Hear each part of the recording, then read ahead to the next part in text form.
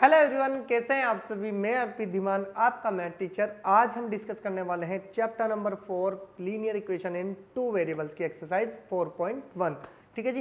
Previous video में हमने discuss किया था कि linear equation in two variables का जो इंट्रोडक्शन पार्ट था उसमें क्या क्या होने वाला था। हमने क्या सीखा था प्रीवियस वीडियो में कि भाई इक्वेशंस क्या है। उससे पहले हमने सीखा था कि अलजेब्रिक एक्सप्रेशंस क्या है। उसके बाद वन वेरिएबल में लीनियर इक्वेशन क्या होती है, टू वेरिएबल्स में लीनियर इक्वेशन क्या होती है, ये सभी हम वहाँ पर पढ़ के आए हैं। तो मैं आपसे रिक्वेस्ट करूँगा, आप सबसे पहले जाइए, आप इंट्रोडक्शन पार्ट को आराम से क्लियर कीजिए। उसके बाद आपको एक्सरसाइज बहुत अच्छे से समझ में आने वाली है। आज हमारी एक्सरसाइज में सिर्फ दो ही क्वेश्चन हैं, एक थ्योरेटिकल क्वेश्चन है और एक आपका न्यूमेरिकल क्वेश्चन है।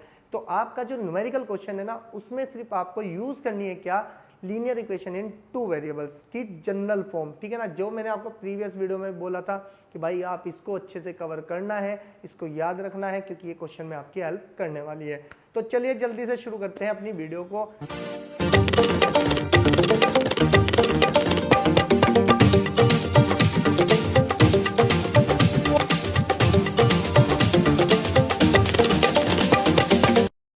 तो चलिए शुरुआत करते हैं अपनी एक्सरसाइज की। ध्यान से देखें फर्स्ट क्वेश्चन। देखो फर्स्ट क्वेश्चन क्या कह रहा है, एक स्टेटमेंट दी है, उसी को ही आपको क्या करना है, पढ़ना है और अच्छे से उसको कवर करके लिखना है बस। ठीक है ना, बहुत सिंपल क्वेश्चन है, ध्यान से सुने। उसने कहा कि the cost of a notebook is twice the cost of a pen. यानी कि भाई जो नोटबुक की कॉस्ट है वो पेन से डबल है।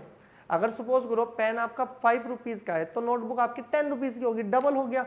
आगे उसने कहा है कि write a linear equation in two variables to represent this statement. यानी कि जो स्टेटमेंट्स हैं उसको रिप्रेजेंट करना है किसमें, linear equation in two variables में। आगे उसने कुछ को इन्फॉर्मेशन भी दी। उसने कहा कि take the cost of a notebook to be x rupees and that of a pen to be ₹y। Clear.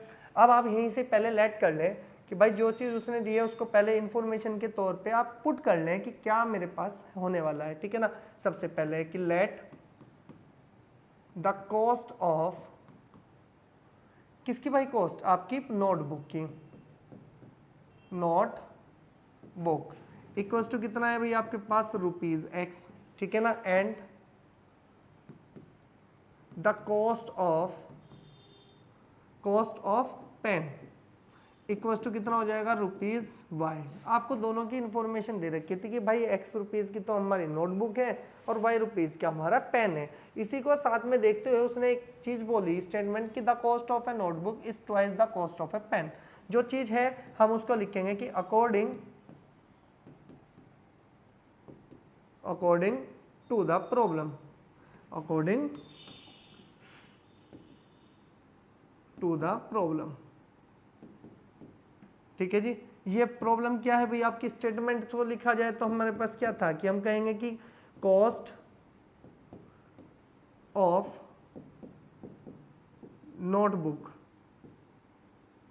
ठीक है जी, इक्वल्स टू में कितना आ जाएगा आपके पास, double of cost of pen. बात क्लियर हुई। अब ध्यान से सुना जाए, कॉस्ट ऑफ ए नोटबुक कितनी थी भाई आपके पास, x थी, और 2 multiply by cost of a pen कितना है भाई आपके पास, y है। तो x की वैल्यू कितनी हो गई हमारे पास, ये बताओ कितनी हो गई हमारे पास, इक्वल्स टू में 2y। अब ध्यान से सुने, क्या ये दो वेरिएबल है, एक x है एक y है, तो इसका मतलब यही तो लीनियर इक्वेशन पूछना चाह रहा था वो। ये नहीं पूछना चाह रहा होगा तो क्या वो इस तरह से भी तो पूछ सकता है कि मैं इसको इस तरह से लिख दूं कि x equals to x minus के, ये 2y इधर जाएगा तो निगेटिव है, तो 2y इक्वल्स टू में कितना बन जाएगा 0। तो या तो वो इक्वेशन ये है या इक्वेशन ये वाली है, कोई से भी दोनों में से आंसर दो, वो आपका क्लियर होने वाला है। क्लियर हुई इतनी बात। सेकंड क्वेश्चन पे चलते हैं। सेकंड क्वेश्चन क्या कहता है, सबसे पहले सेकंड क्वेश्चन को पढ़ते हैं कि क्या हमें निकालना है, किस तरह से हमें कुछ वैल्यूज फाइंड करनी है। सबसे पहले ध्यान से देखा जाए तो मेरे पास क्या है भाई आपके पास, ध्यान से सुने। उसने कहा है कि express the following linear equations in the form कौन सी है भाई आपके पास, फॉर्म है मेरे पास ये वाली, and indicate the value of a, b and c। ठीक है ना, इन ईच केस, हर एक केस में आपको a, b, c की वैल्यू बतानी है। तो हमारे पास एक क्वेश्चन है, अगर मैं क्वेश्चन को देखूं तो क्या मैं क्वेश्चन को साइड में ही कर सकता हूँ, बिल्कुल कर सकता हूँ जी। आपको स्क्रीनशॉट लेते रहना और हम क्या करेंगे, क्वेश्चन को यहीं पर ही कवर कर लेंगे। ध्यान से सुनो जी, ये हमारे पास आ गया जी क्वेश्चन। ठीक है, हमारे पास बहुत सी जगह है कि हम क्वेश्चन कर पाएँ। ठीक है, ये हमारे पास क्या है भाई, आपके पास इधर का पोर्शन ले लेते हैं हम सॉल्यूशन के लिए। सबसे पहले क्वेश्चन को उठा लो। फर्स्ट क्वेश्चन है मेरे पास, क्या है जी, ध्यान से देखो कि मेरे पास है 2x प्लस के 3y इक्वल्स टू में कितना है 9.35 का बार। यही तो है ना जी क्वेश्चन मेरे पास। बिल्कुल, आप इस 9 को इधर लेके आए, क्यों? क्योंकि मुझे जो इक्वेशन दे रखी थी वो दे रखी थी कितनी भाई आपके पास, यहाँ पर लिख देता हूँ मैं कि ax प्लस के by प्लस के c इक्वल्स टू 0। ये वो इक्वेशन है जिसमें हमें इसको कन्वर्ट करना है और a भी आपको निकालने हैं।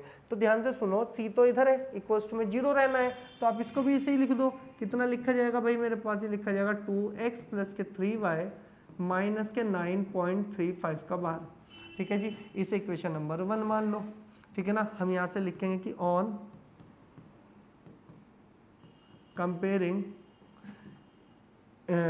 कंपेयरिंग इक्वेशन नंबर 1 किससे करेंगे भाई, बाय किससे भाई, आपके पास ax plus by plus c equals to 0 both sides. ठीक है जी, हमने कहा कि ax plus by plus c equals to 0 की जो कंपैरिजन करनी है इससे करनी है। अगर थोड़ा सा देखा जाए तो क्या मैं यहाँ से ऐसे लिख सकता हूँ भाई कि हेयर मुझे क्या मिलेगा बताओ, इस x का कोफिशिएंट कितना है, a है, और इस x का कोफिशिएंट कितना है, यहाँ पर 2 है, और b की वैल्यू क्या है, y का कोफिशिएंट है, और इधर y का कोफिशिएंट कितना है, 3 है, एंड मेरे पास c इक्वल्स टू कितना है जी, c कांस्टेंट है, और कांस्टेंट पूरा मेरे पास कितना है जी, माइनस के 9.35 का बार। और जो a और b पूछना चाह रहा था मेरे से, वो क्वेश्चंस में यही आंसर थे जो मुझे इंडिकेट करने थे। क्लियर हो गई बात, फर्स्ट वाले का आंसर क्लियर हो चुका है। सेकंड वाले की बात करें, देखो अब आपको मैं एक बात बता दूं, अब मैं थोड़ा सा डायरेक्टली चलूंगा, इसी तरह से आपको सॉल्यूशन करना है। अब मैं सिर्फ डायरेक्टली इसकी कंपैरिजन करानी शुरू करूंगा। देखो जी, अब आपके पास आता है क्या, क्वेश्चन नंबर सेकंड को उठाएं। सेकंड क्वेश्चन कहता है जी मेरे पास x माइनस के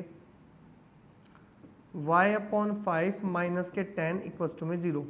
ठीक है, आप इसका एलसीएम लेंगे तो ये बन जाएगा 5x। चलो एलसीएम लेना सिखा देता हूँ भाई मैं, सबके अपॉन में 1 है ना, आपके पास सबके अपॉन में 1 है तो 5 तो एलसीएम आ गया। 5 को अगर 1 के टेबल में चलाएंगे 5 टाइम 5 की मल्टीप्लाई कर दो ऊपर, तो ये कितना बन जाएगा आपके पास 5x, और 5 से 5 कैंसिल, 1 टाइम 1 की मल्टीप्लाई करेंगे तो y, और ये बन जाएगा माइनस के 50, और इक्वल्स टू में आ गया भाई मेरे पास कितना, आपके पास आ गया 0। 0 के पास चला जाएगा 5, ये बन गया 0, तो आपके पास जो इक्वेशन आएगी वो कितनी आ जाएगी, y माइनस के 50 इक्वल्स टू में 0। अब आप कंपैरिजन किससे कराएंगे कि ax प्लस के by प्लस के c इक्वल्स टू में 0।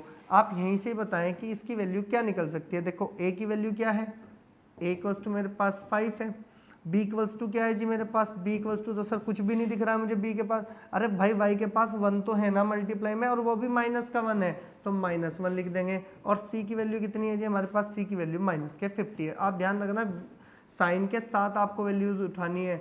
आप ध्यान से देखा जाए तो आपके पास क्या आंसर आएगा भाई, आपके पास a की वैल्यू 5, b की वैल्यू -1 और c की वैल्यू माइनस के 50। क्लियर होगी बात, आप फटाफट इसका स्क्रीनशॉट लो। हो क्या जी, आप ध्यान से सुनते रहो कि भाई हमारे पास क्या है, नेक्स्ट क्वेश्चन है। ठीक है, नेक्स्ट क्वेश्चन क्या कहता है भाई हमें, नेक्स्ट क्वेश्चन है हमारे पास, बोलता है कितना भाई, हमारे पास है कितना, देखो जी हमारे पास है थर्ड का मतलब हो गया हमारे पास थर्ड पार्ट, माइनस के 2x है और प्लस के 3y है और माइनस के 6 इक्वल्स टू 0 है। ध्यान से सुनो, मैंने 6 को इधर ले गया तो माइनस का बन गया। अब मुझे कंपैरिजन किससे करनी है, ax प्लस के by plus c equals to 0। आपका दिमाग थोड़ा सा चले तो मैं यहाँ से लिख सकता हूँ कि हेयर a की वैल्यू कितनी है जी, कंपैरिजन करके बताओ कितनी है जी, a इक्वल्स टू आ गया मेरे पास माइनस के 2, b की वैल्यू कितनी आ गई मेरे पास 3, और c की वैल्यू कितनी आ गई मेरे पास माइनस के 6। यही तो वो वैल्यूज़ हैं जिनको आपको बताना है भाई। ठीक है ना, अब इसके बाद अगर मैं फोर्थ की बात करता हूँ, फोर्थ क्वेश्चन उठाओ जी, फोर्थ ये रहा आपके पास। ठीक है जी, आपके पास कहाँ पे रहा फोर्थ क्वेश्चन, फोर्थ क्वेश्चन आपके पास ये रहा, ये हो गया आपके पास x इक्वल्स टू में कितना है भाई आपके पास 3y। क्या मैं इस 3y को इधर लेके आ सकता हूँ, बिल्कुल लेके सकते हैं, x माइनस के 3y, और ध्यान से देखो इसके पास c नहीं है यानी कि कांस्टेंट नहीं है, कांस्टेंट नहीं है तो 0 तो ऐड हो रहा होगा। बात समझ में आई, 0 तो सबके साथ प्लस कर सकता है, तो अगर मैं इसकी कंपैरिजन कराऊं तो ए एक्स प्लस के B Y plus C equal to 0। आप यहाँ से अगर निकालेंगे वैल्यू तो कितनी आएगी कि हेयर ए की वैल्यू कितनी आई भाई मेरे पास, आपके पास 1 आ गई, बी की वैल्यू कितनी आई -3 और सी तो इसमें था ही नहीं, तो था नहीं तो कितना बनेगा आपके पास, वो बन जाएगा मेरे पास 0। क्लियर हो गई इतनी बात। अब ध्यान से सुनते रहें कि नेक्स्ट क्या है भाई आपके पास आता है नेक्स्ट क्वेश्चन फिफ्थ। अगर फिफ्थ क्वेश्चन मेरे पास है तो फिफ्थ क्वेश्चन ने बोल दिया कि 2x इक्वल्स टू में कितना है जी मेरे पास -5/y है। 5y को इधर लेके आएंगे तो ये बन जाएगा 2x प्लस के 5y इक्वल्स टू में हो गया 0। कंपैरिजन कराओ ax by plus c equals to में 0। तो हेयर a की वैल्यू कितनी है मेरे पास 2, b की वैल्यू कितनी है मेरे पास 5 और c की वैल्यू कितनी है, बस सर c तो है ही नहीं मेरे पास, तो c नहीं है तो इसका मतलब 0 हो रहा होगा c। और यही आपके पास जो आंसर थे वो क्या थे आपके पास, a की वैल्यू 2, b की वैल्यू 5, c की वैल्यू आपके पास आ गई 0। अब इसके बाद आता है भैया आपके पास सिक्स्थ क्वेश्चन। सिक्स्थ क्वेश्चन क्या है जी, सिक्स्थ क्वेश्चन को उठाओ, ये हो गया आपके पास 3x, कितना है जी आपके पास 3x प्लस के 2 और इक्वल्स टू में 0। आप ध्यान से सुने सर इसके पास y नहीं है, अरे अगर y नहीं है तो क्या मैं इसको ऐसे लिख सकता हूँ कि 3x प्लस के 0y और प्लस के 2 इक्वल्स टू में 0। आई बात समझ में भाई, जिसके साथ 0 मल्टीप्लाई करता है वो भी तो निगलेट ही होता है, मेरी नज़रों में है ही नहीं वो, तो हम इसकी कंपैरिजन किससे कराएंगे कि किससे कराएंगे ax plus by plus c equals to में 0। तो अब ध्यान से सुने कि हेयर कि मेरे पास a की वैल्यू कितनी थी भाई आपके पास, a बताओ कितना है मेरे पास, a की वैल्यू है 3, b की वैल्यू कितनी है मेरे पास 0 और c की वैल्यू कितनी है मेरे पास 2। अब ध्यान से सुने कि ये सारी वैल्यूज कहाँ से निकाल रहे हैं हम, इसकी कंपैरिजन करा रहे हैं किससे, हम आपकी जनरल फॉर्म से, general form of linear equation in 2 variables. Clear हो गई इतनी बात भाई। देखो 2 क्वेश्चंस 2 पार्ट्स बचे हुए हैं, हम इसको इधर कर लेते हैं, ठीक है ना। इधर करेंगे तो ध्यान से देखो कैसे कर सकते हैं हम, ठीक है। अब हमारे पास आता है क्वेश्चन नंबर कौन है आपके पास 7th, कितना है जी हमारे पास क्वेश्चन नंबर 7। और 7th क्वेश्चन हमारे पास कहता है भाई आपका कि y माइनस के 2 इक्वल्स टू में 0। सर इसके पास तो x है ही नहीं, और x को लेके आओ ना, इसको 0 बना लो, माइनस प्लस के कितना हो जाएगा y माइनस के 2 इक्वल्स टू 0। फिर इसकी कंपैरिजन किससे कराएं, ax प्लस के by plus c equals to 0। a की वैल्यू बताओ कितनी है 0, b की वैल्यू कितनी है जी 1 और c की वैल्यू कितनी है माइनस के 2। कंपैरिजन करना है बस, और कंपैरिजन करते ही हमारे पास वैल्यू आ जाएगी। देखो a की वैल्यू यहाँ पर कितनी है, मैं यहाँ पर दिखा रहा हूँ भाई 0, और b की वैल्यू क्या है यहाँ पर 1 है, क्योंकि y के मल्टीप्लाई में 1 तो होगा ना। और इसके बाद c की वैल्यू कितनी है मेरे पास माइनस के 2 है, ठीक है जी। इसके बाद आता है मेरे पास क्वेश्चन नंबर 8। क्वेश्चन नंबर 8 का मतलब है मेरे पास इसका लास्ट पार्ट होने वाला है, ठीक है जी। क्या है मेरे पास, मैं इसको लिख सकता हूँ 5 इक्वल्स टू 2x। अगर मैं 5 को इधर भेज दूँ तो ये बन जाएगा 2x माइनस के 5 इक्वल्स टू में 0। सर आपने क्या किया, अरे भाई 5 को इधर लेके जाओ, इक्वल्स टू में 0 बच गया, चाहे इधर लिख लो वैल्यू चाहे उधर लिख लो, दोनों सेम ही होते हैं, ठीक है। अब ध्यान से देखा जाए सर इसमें y नहीं है, तो y नहीं है तो अरे भाई हम जोड़ लेंगे ना इसको 0y करके, और माइनस के 5 इक्वल्स टू 0।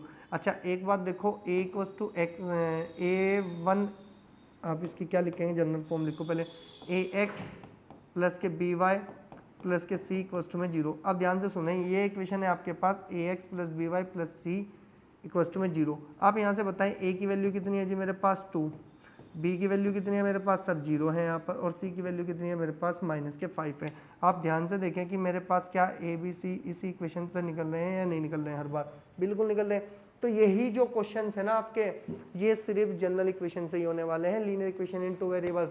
अगर हमें इसको इस तरह से एडजस्टमेंट करना आता है ना, तो हमारे लिए सारे क्वेश्चन आसान होने वाले हैं, ठीक है ना। इनकी ज़बरदस्त प्रैक्टिस करो, बिल्कुल आप ये समझ लीजिए कि आपके पेपर में इसी तरह के ही क्वेश्चन मिलने वाले हैं। अगर आप इनकी भी बराबर अपने प्रैक्टिस करते रहोगे ना, तो आपको मैं गारंटी देता हूँ आपके लिए ये क्वेश्चंस और ये चैप्टर भी बहुत ही आसान होने वाला है, ठीक है ना। तो मिलेंगे नेक्स्ट वीडियो में। ओके स्टूडेंट्स, इतना आप इसको एक्सरसाइज को कीजिए कवर, और हम जल्दी से जल्दी मिलते हैं नेक्स्ट एक्सरसाइज में।